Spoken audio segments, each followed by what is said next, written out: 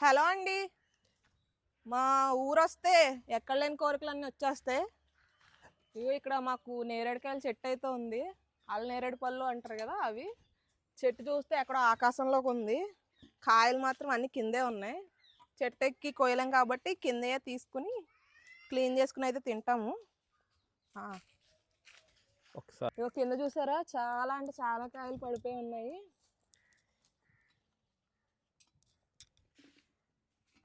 చిన్నప్పుడు తెగ తినేసేవాళ్ళం ఈ కాయల్ని.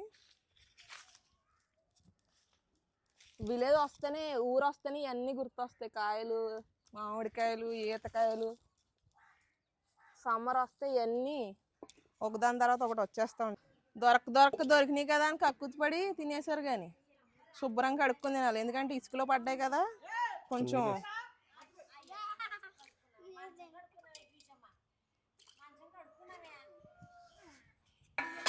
బాగా శుభ్రంగా కడుక్కోవాలి.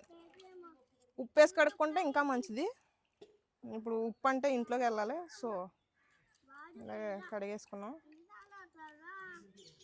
శుభ్రంగా కడుక్కుని ఉప్పు కారం వేసుకుని ఊరబెట్టుకు తిన్నారంటే చాలా బాగుంటాయి.